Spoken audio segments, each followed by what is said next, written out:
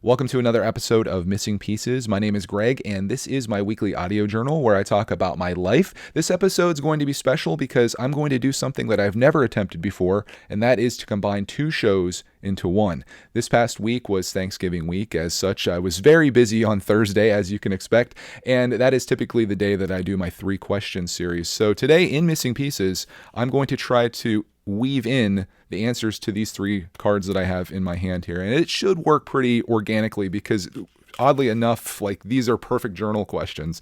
So we're going to jump into that, but I'm going to pick this up where we left off last week. I think I left you off by letting you know that Clark Man had gotten sick. We actually took him to the emergency room, and he had a virus that he got from some other kids at school. Basically, the school is like The Walking Dead. There's just infections everywhere and everyone's turning to zombies. It's not quite that bad, but a lot of kids were out, and Clarkman was having issues breathing. We took him to the emergency room, and they sent him home with some amoxicillin. Basically the same thing that would have happened had he gone to just like the family doctor. Unfortunately, at the time, family doctor not open at 10 o'clock on a Friday night, nor is like an urgent care, which would have been great because we could have probably saved a lot of money. Haven't gotten the emergency room bill yet, but I'll be happily sharing that on here to talk about the answer to our first question, which is what is an issue that you think not enough people are talking about? And that is I think the blue card, which is kind of like the deeper question. And this one, there's probably people talking about this, but this is something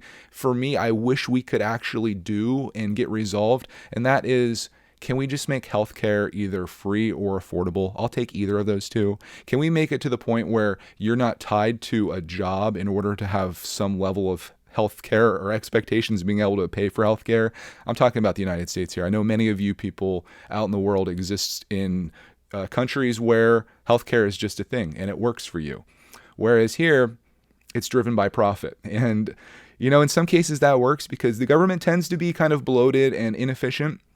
So in some cases, having companies run things is good, but in some cases not so good, especially when you get insurance companies involved and there's all these middlemen and people just like leeching off of the system. It's a really messy setup we have here. And it's really unfortunate that even if you do have a job, which again, your health insurance is mostly tied with that. You can get your own health insurance, like me being self-employed. I could go buy health insurance. It's going to be very, very expensive, and then it's still going to be expensive when I go there. And that's like the other issue that I have with health insurance. Let's just start this off with a rant. I feel like if you're paying for health insurance, like Cody does through her job, I feel like you should just be able to present a card saying, I have health insurance. Slap that on the table at the emergency room as your arteries gushing blood, and they should just take care of you, and then you walk out of there. Like, that should be it. It should be as simple as that. But it's not. You have health insurance that you pay for, and then you go, and then you still have to pay, whether it's deductible or if you have a plan like many of them are going to, which is like the high deductible health savings account operations, where you have to pay the first $1,500 or $4,000 in our case for a family plan of your medical expenses each year, and then they cover it after that. So essentially you are covering like all of your minor medical stuff, or even not so minor, until something catastrophic happens and then they kick in. But every year it starts over again. So you're paying all of this money for really nothing. And I think about all the people that could be wildly successful out there going into their own businesses, or maybe you're an inventor or whatever it is. You have a great idea of something that you want to provide to the world and that you want to be like the next Steve Jobs, for example. But the problem is you've got 2 kids and a wife, and they're relying on you being at your current stable job for your health insurance, so you never get to go off and live your fullest potential because you're worried about giving up those benefits that you have. And that just sucks. Like, how much have we lost because people are just worried about their health or having health care? It sucks. And I guess I'll go into the other part of this medical thing, since this is where we're starting at. I actually went to a doctor this week for the first time, like pretty much in my adult life, other than going to a dermatologist for having basal cell carcinoma on my head. That was like 9 years ago. One of the youngest patients that guy has ever seen that has had that. So I'm predisposed to cancer. My dad's side has cancer all over it. And me being a 38-year-old, almost 38 here in a month, dude, I'm like, I'm getting a little older. I should probably like have a doctor first of all. And then I would love to get some blood work done. Just to see where everything is, like, do I have high cholesterol? Am I on death's doorstep? Am I healthy as an ox? I'd like to know these things. So Cody had a doctor, and she like referred me essentially and got me in. So I went in and it was just kind of like, hi, nice to meet you. This is my scenario. I did a really quick physical type thing, which was like nothing. But she advised me that I could get this blood work done through the hospital. Of course, it's very expensive to do. It's like, I have health insurance, but it's very expensive to get these things done. So like in most scenarios, I would probably just be like, just forget it, I'm fine. And this is why it's a problem, because like if you enabled people to come in and have a checkup, have blood work done, have things done, how many preventative things could you find that wouldn't turn into big things later? But she did advise me that there is one of the hospitals in the area that every like once a month or so for $50 or somewhere around that range, they'll do all these different blood test panels for anyone. Like you just come in and you pay this small fee and then you get your blood work done instead of paying hundreds or thousands or whatever it would be if you just go through the system. So I'm going to do that because I'd like to see where I stand. But again, it's just another hurdle to go into, and it'd be very easy for me to just say like, forget it, But that, again, that's my perception of the medical system. And I'm sure if you work in it, maybe you feel the same way, maybe you feel differently. I'm fairly ignorant in it, I guess, because like I said, I don't go to the doctor very often. The emergency room is not something that I typically go to. I'd say I'm relatively healthy, but I do get frustrated with the fact that even with Cody being a union employee in the state of Pennsylvania, working with the teachers union, her health insurance still isn't anything special. So I feel for people out there that don't have that union protection. You're just you versus your employer, and it's probably even worse. So I probably don't have a lot to complain about, but still, just the fact that you pay for all this insurance and then it still doesn't cover anything. Like when we get that bill for the Clark's emergency room, we haven't met our deductible yet this year. So whatever that costs is what we will be paying.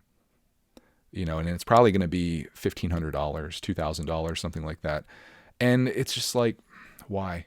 Not to mention that they ran all those different tests on him that probably weren't necessary. Like I said, he left with a prescription for amoxicillin, which is I don't, what is it called? Not an antibiotic. Is that what it is? I guess is what it is. That he would have gotten it if we did a little call to his doctor. But they ran all that stuff like freaking x-rays and everything. And when there was a comment in the last episode that I think I should jump into here that I'm going to bring up, and I'm going to try to keep talking as I bring this up so I don't have to edit this, but I'm probably going to edit this part out unless you guys can just chill with me for a minute. Maybe we could just do like a little ASMR where I just keep clicking on my mouse, because that would be fun. But this was from Something Awesome, who says, insurance does not pay a fixed fee. This is what my wife's friends told her that work in the profession. They pay out per billing code. Each thing they did has its own billing code, blood work, scans, etc. The medical industry does artificially run up the medical bills. There's no real way to stop it. Since all medical experts do this, it is basically now the best way to protect from malpractice lawsuits. So they throw the kitchen sink at you. It's terrible. Okay, so there you go. You got somebody, I guess, probably that's in the industry or at least knows more about it than I do, that kind of concurs. Would it still be that way if everyone had free healthcare and it was provided by the government? Probably. Would that be a huge money suck? Probably. But my thoughts are, if we're going to spend our tax dollars or our debt or whatever we use, however we pay for all the things that we pay for in this country, why not pay for something that's going to directly benefit individuals, like healthcare, for example? If we have a healthier society, healthy people tend to work. Typically, and they tend to make money, which then is tax, and it kind of goes back in the system. Don't you want your country to be full of healthy people? Do you want people to be afraid to go to the doctor because they can't afford it? Do you want people to not go out and create the iPhone because they have 2 kids and they need to have health insurance for them?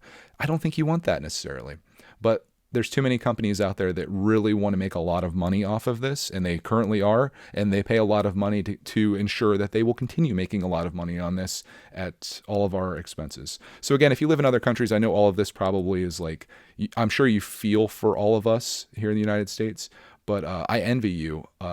Let me know if there's some drawbacks. I'm sure there probably are. If you do have free healthcare, there's lines of people that are waiting to get in, because what do you have to lose? If everything was free, would you just take everything? It's like having that bowl of candy that's sitting on this is great. The bowl of candy that's sitting out at Halloween. It says take one. Do you guys go in and you take them all? Our system is, there's a bowl of candy there. that we basically paid for the candy, but then when you walk up to get the candy, they also want to charge you for the candy. And a candy bar isn't just like $1 like it would be at the grocery store. It's $15. That's our healthcare system in a nutshell. So yeah, that's my answer to what is an issue you think not enough people are talking about. It should be like it's something that affects every single person. Why is that not the thing that everybody is fighting for and all of our representatives are fighting for? Because if you're representing me, this is my biggest issue. Like for me, this is my biggest issue. Why is it not happening? And why would any person that's representing people think that this is not a good idea for the people they represent? Because everyone, I would assume, is pretty much like me, unless you own a health insurance company, which you probably don't. You're probably somebody that's stuck in this system. Why is it not being fixed? That's what we need to ask ourselves and the people that represent us, I suppose. Anyways, let's jump out of that. It's probably going to get everybody all kinds of fired up. I was not anticipating talking about that for that long. I apologize if you had to survive that. Maybe you enjoyed it. I hope you did.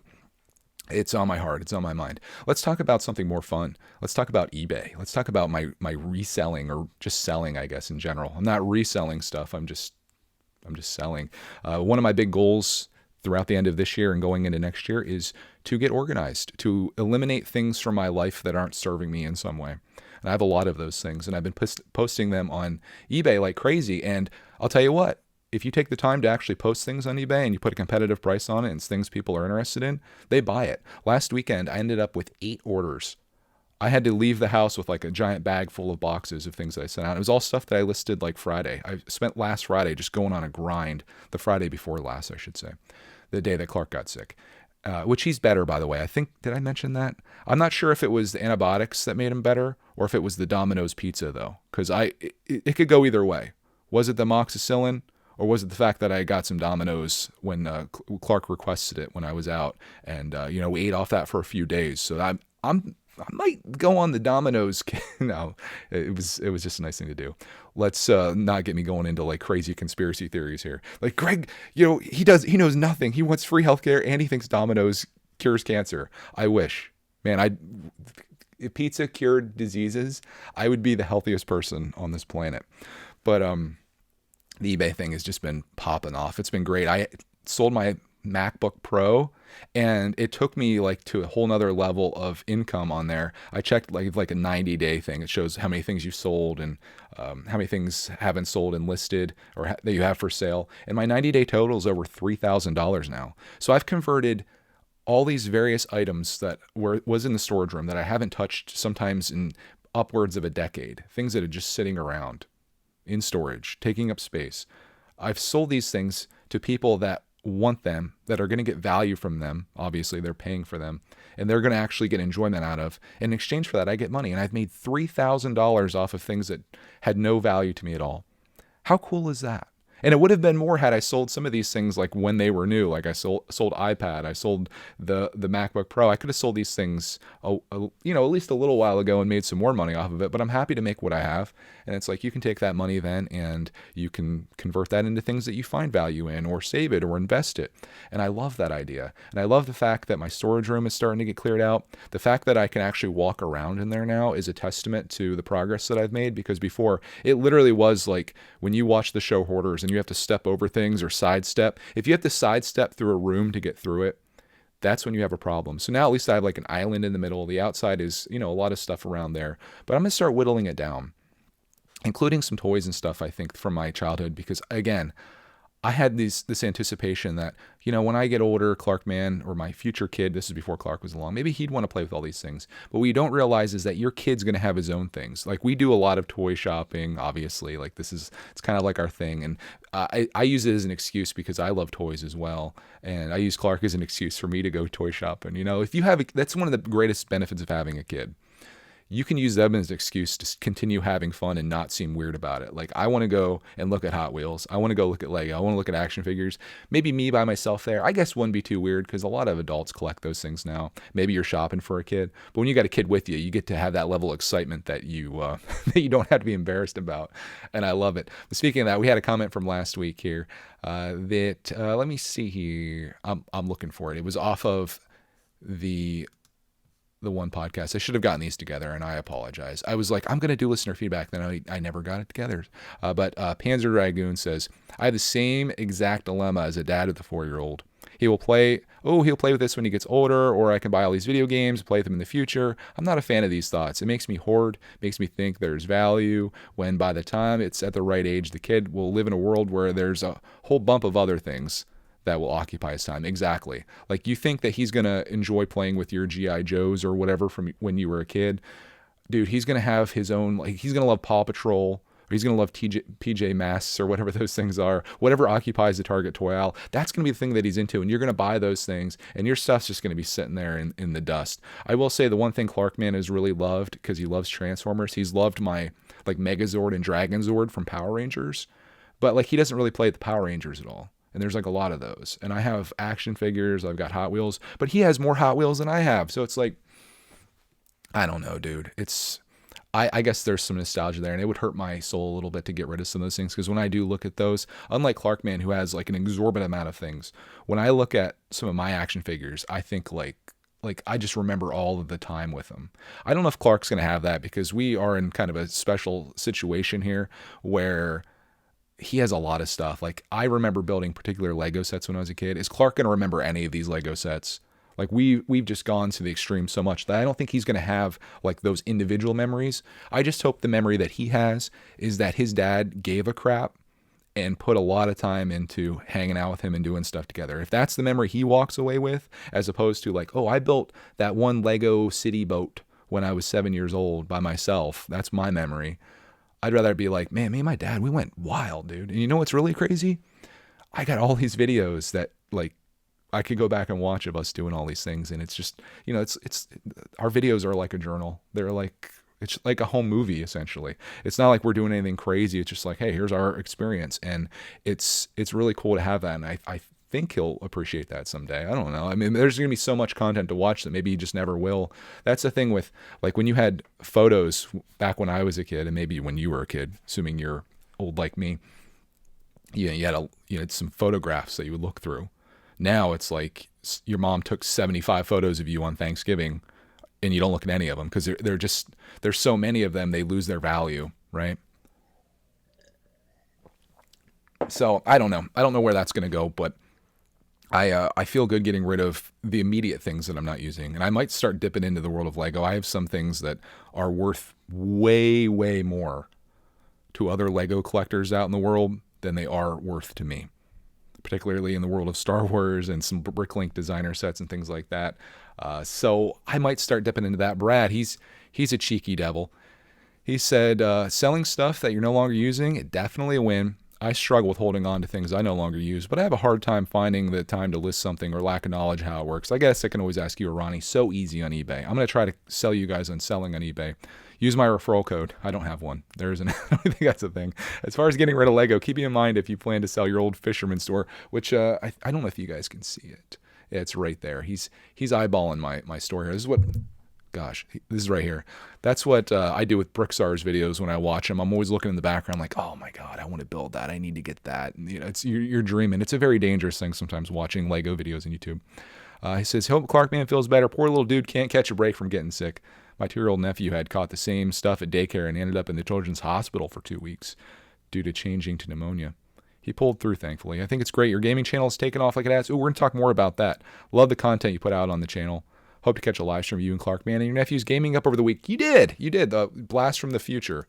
Let's move on from that. So, yeah, that was a whole thing, selling on eBay, and I'm still doing that. I have all my goal and kind of what I have set up here in my storage room is have like a whole eBay operation. I have things that are listed and then things to be listed. And what I ideally want to do from that is just to have everything already listed, sitting in the storage room. Some things are already boxed up.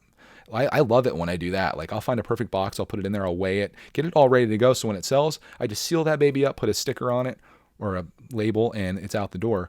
But if everything is just listed, even if it doesn't sell immediately or anytime soon, at least it's listed. And then someday I'll just get a surprise and it'll say, boom, your thing's sold, pack it up and send it out. And I'll be like, okay, great. And if I avoid getting new stuff, or if when I get new stuff, like at yard sales, list it right away and always have it in the already listed pile, or section. I shouldn't say pile because that's hoarder philosophy. I'm in good shape. That's all you can ask for. So that's what I've been doing with the world of eBay. If you, and I guarantee you fall into this camp, you probably have something that you haven't used in a long time that's just sitting around. If you want to get some money for it, because holidays are coming and holidays sometimes are expensive, especially if you have kids, all you have to do is go on eBay, look for one thing like that that's either for sale or already sold, typically already sold to be good, so you know what to price it at. And then you just click sell one like this. It already populates the stuff in. You put your own photo on there, you put your price, and it's listed. Easy as that. And then when it sells, you just ship it out with the postal service. You have no excuses other than the time, which I know is kind of hard to find, especially if you have a life. Tell me what that's like, and if you have an actual job, and you're not like some loser that just sits in his basement all day making Lego videos and talking to a camera about his life. Oh, my screen time. Down 16% last week. Not bad. I'm happy about that. Okay.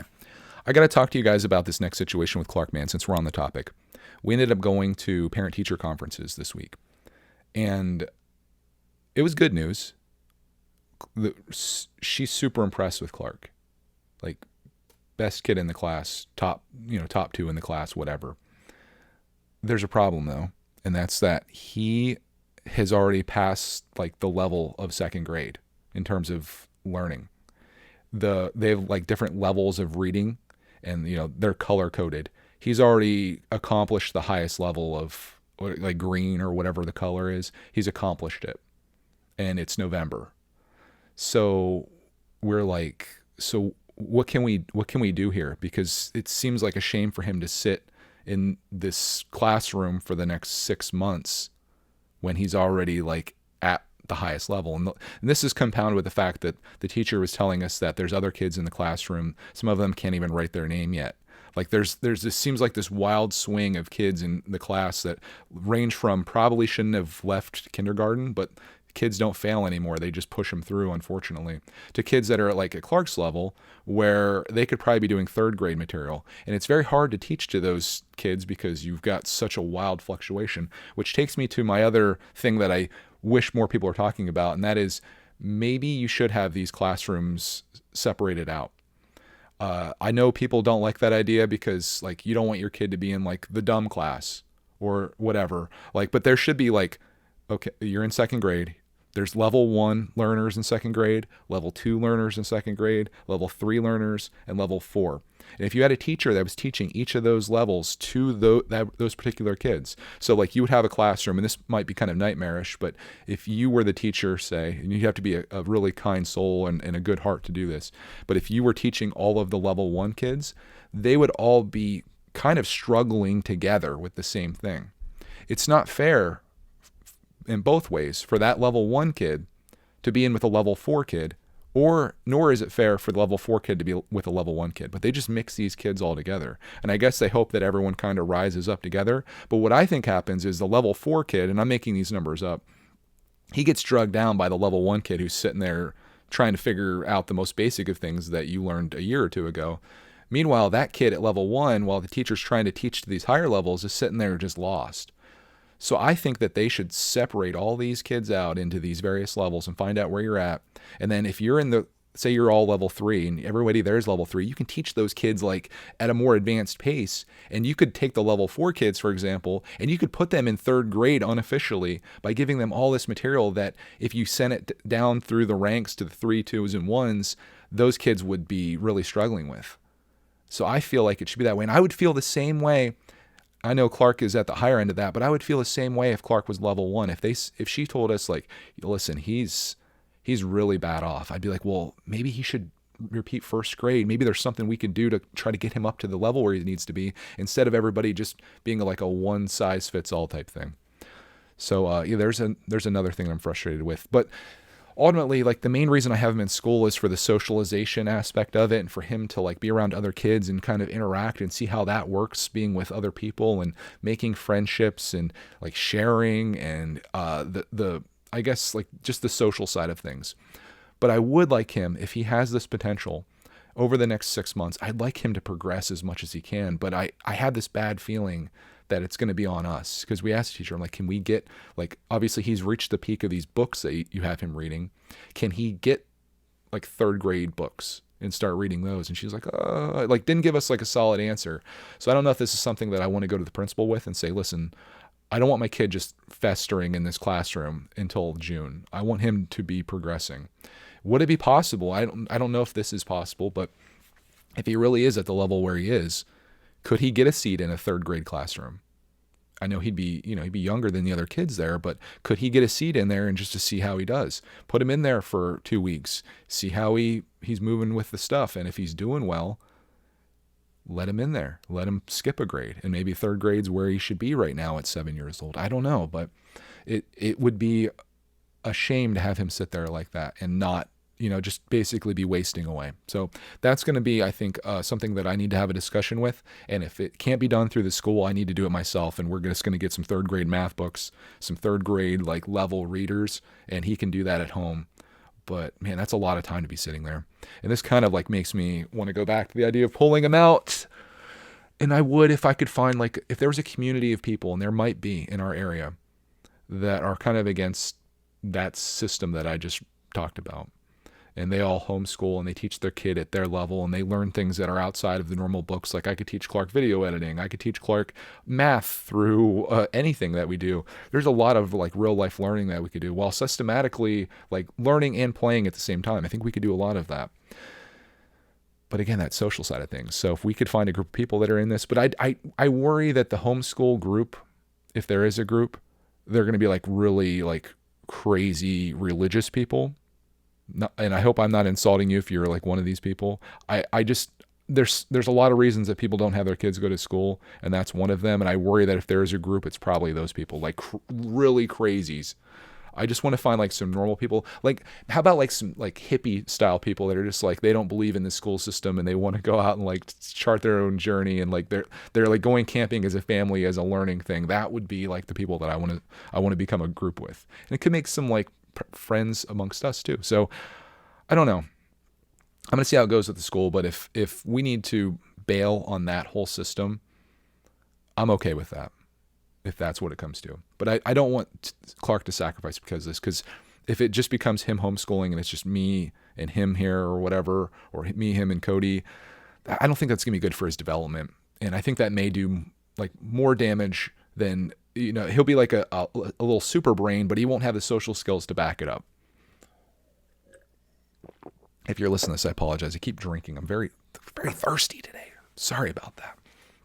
All right, let's go on to the next topic. It's actually a question, and it's the green card. This says, what has been the highlight of your week so far? And you might be surprised to find this out, even though it's Thanksgiving week. You might think Thanksgiving's the highlight. No, the real highlight was finally getting my damn shutters put on. Oh my God. It's been so long.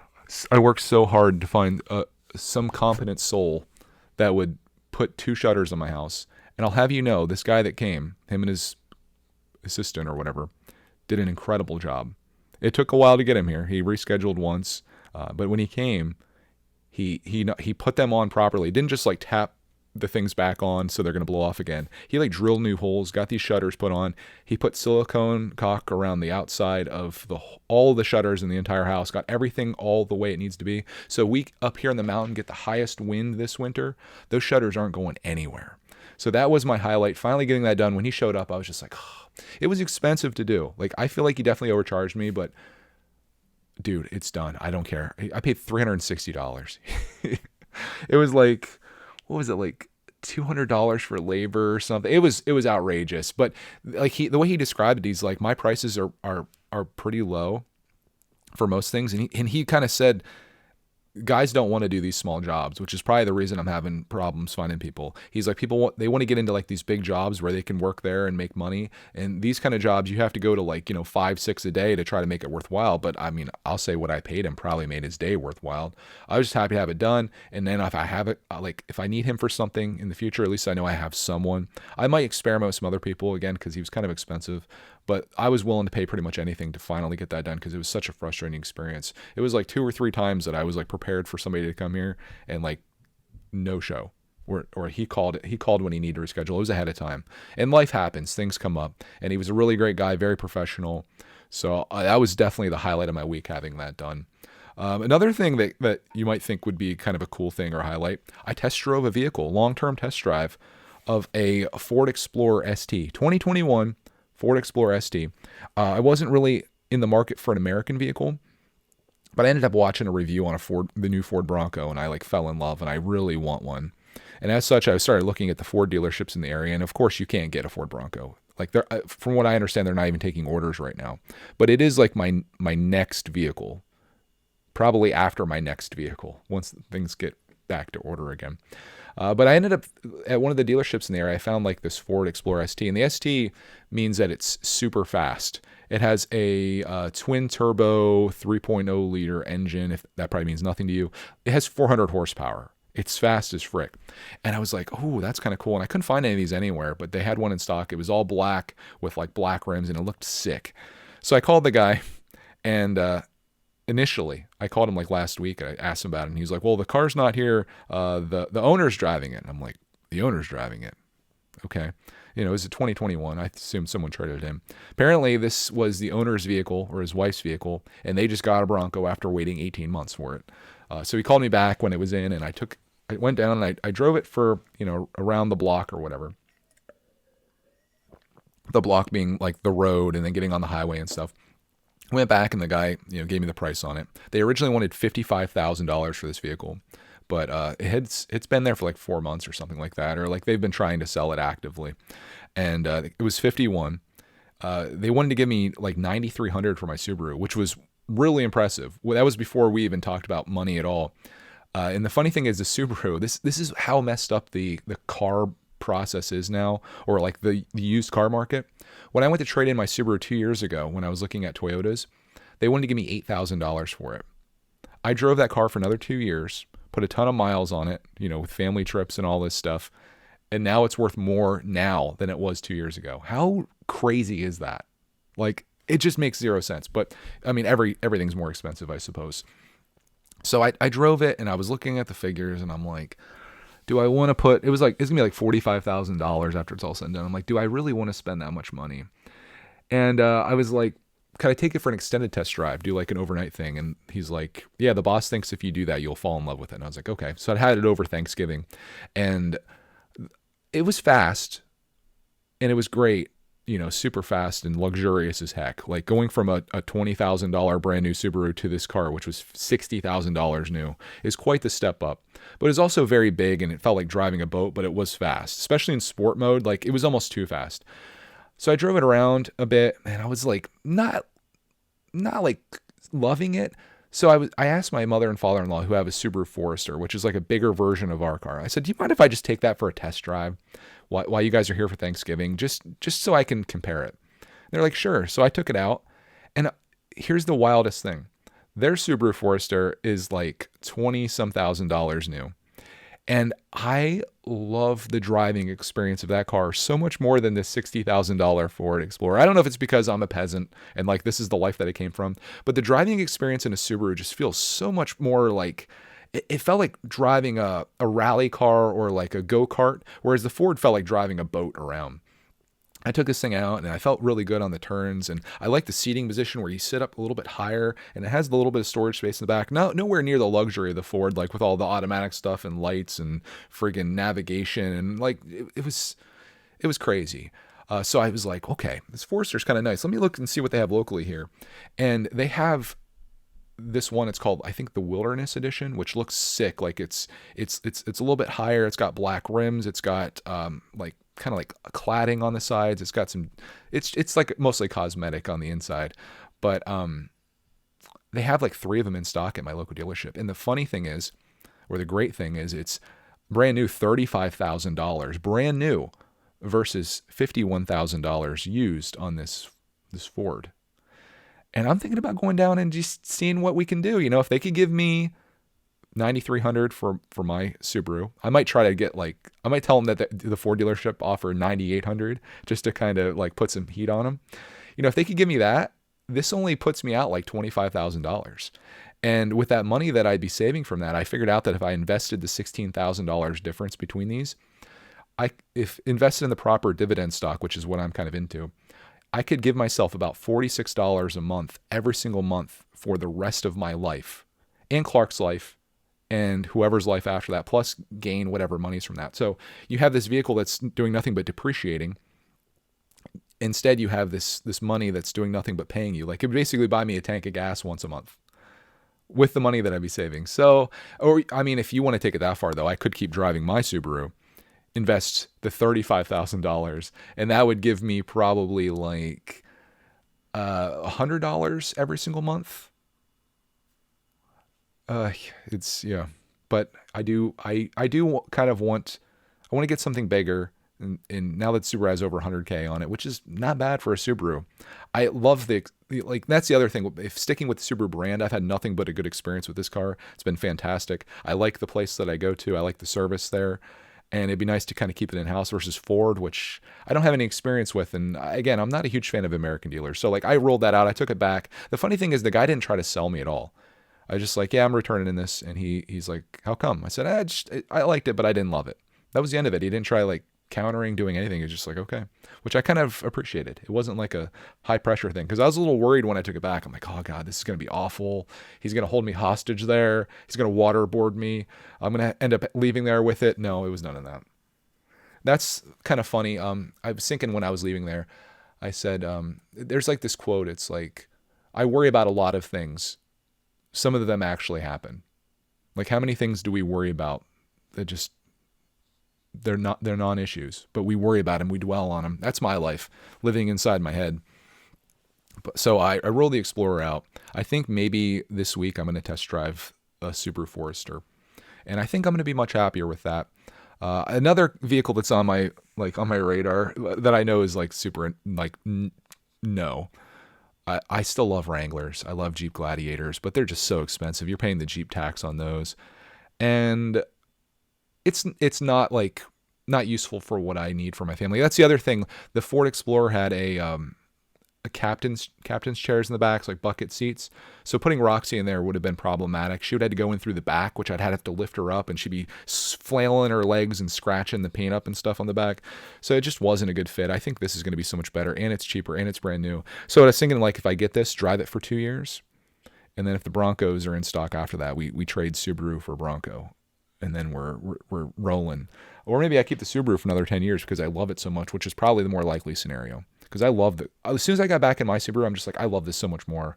And it was just so crazy to think, like, you would think like a $60,000 SUV with all these bells and whistles and all this luxury and all this speed. You think you would like that more than your little $9,300 Subaru Crosstrek. But no. I love it. I really do. It just feels good. I wish I had more speed, but I love it. Let's go on to the next thing. This is the other question. The purple questions. What's something you would like to do more of? Well, one of those things I mentioned already, getting organized and cleaning my studio, which I did this week. Roxy's barking at our neighbor. She's our guard dog. The joys of doing a podcast in a residential area. Getting the studio cleaned up. I did that this week. The studio is at a level right now where it's only there about twice a year. It's when my nephews come over to like spend the night or whatever. I get the entire place cleaned up to the point where it's immaculate, and it's immaculate right now. And I've decided I want to keep it that way.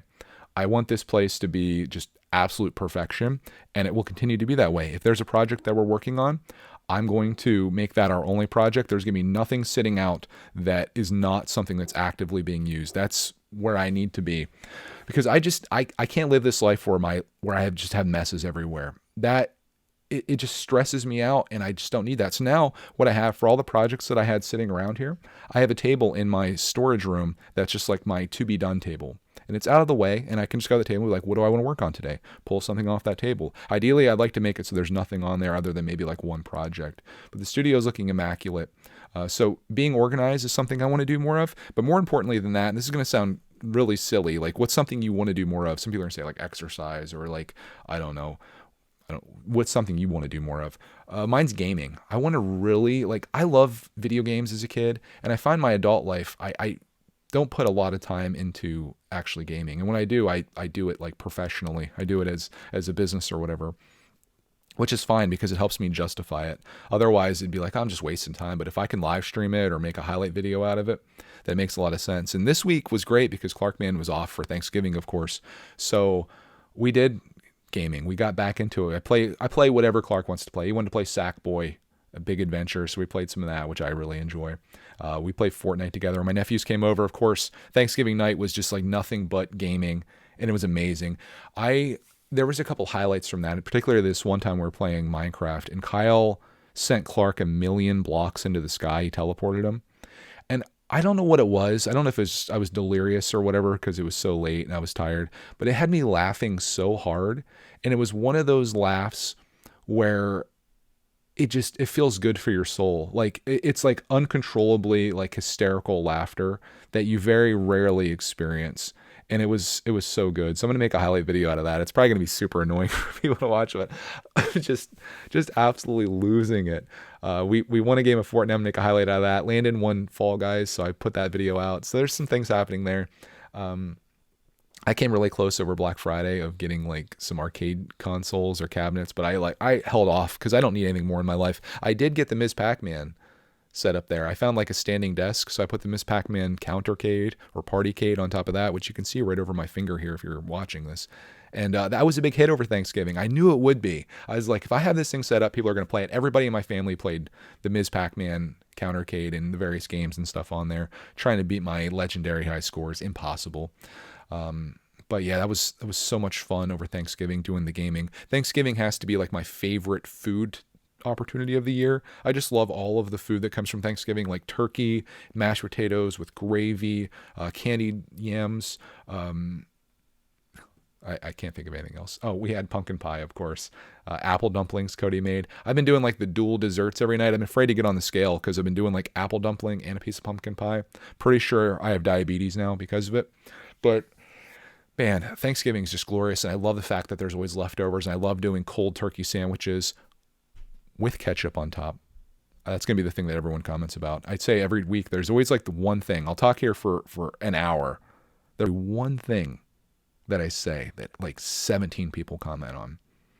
Ketchup on your turkey. There you go, guys. I gave you your thing. Have fun. Go to town. So Clark and I have been playing like crazy and having a good time. Black Friday, I didn't really do much.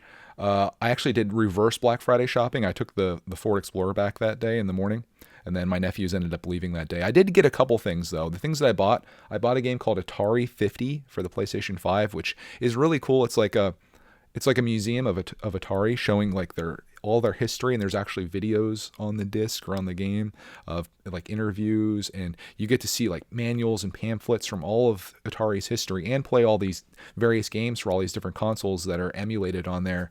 And I'm just so excited to get into that. I watched someone play through a bit of it on a live stream. I'm like, oh my God, this is so cool. And I also bought an Atari counter, like a couchcade type thing, which is just like a control unit that has all like I think like 10 or 12 old Atari games on there. I love that vintage stuff. I missed out on that in my childhood. I started with Nintendo.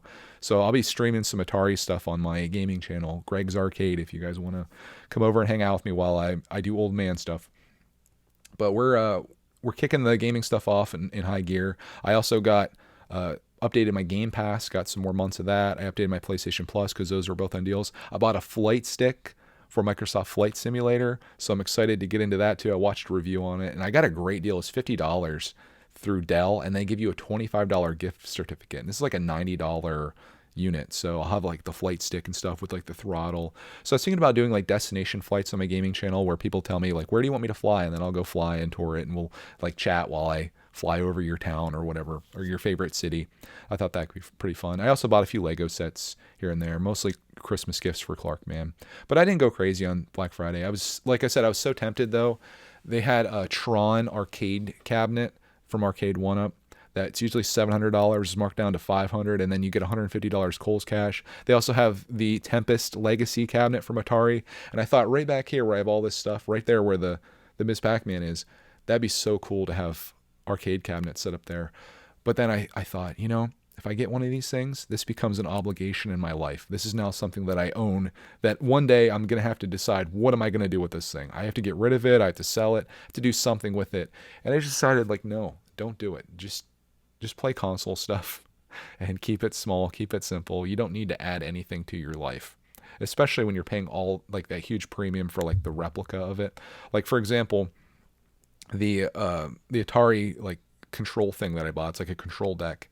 That was on sale for $120, which is a good deal, right?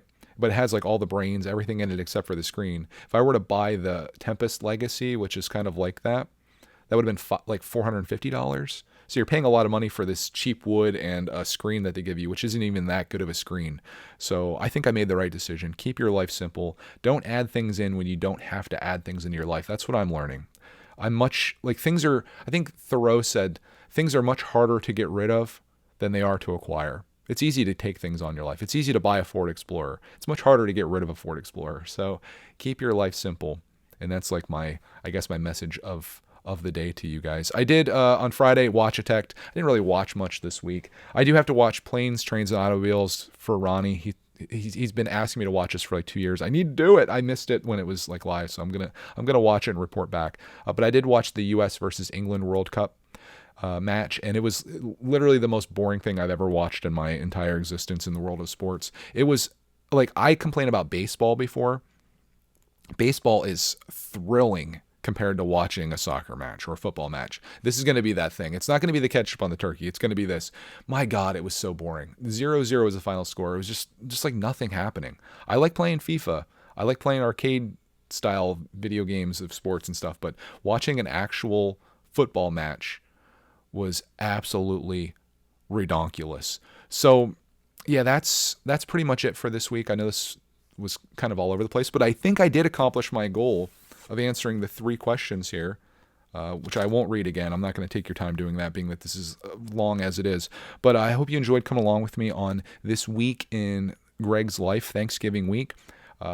It was an awesome one. I feel like I accomplished a lot of the goals that I had, specifically getting organized. This studio just feels amazing now. I mean, you can even see it probably over here if I move my microphone. There's no longer stuff sitting anywhere. It feels great. It feels stuff going on eBay feels good, getting rid of that. Clarkman's better. We're getting back into gaming. Everything is kind of like going the way it should be. I ruled out a vehicle that I thought I wanted and maybe found one that I really do want. I'll be reporting on that. Maybe next week at this time I might have one. It all depends on how the experience goes with driving this particular one and how the negotiations go too, because I want a good amount for my car, because it's worth a lot to me. Just like this stuff on eBay, it's worth a lot to someone else as opposed to me. This is worth a lot to me and probably not worth a lot to them. So we'll see how it goes.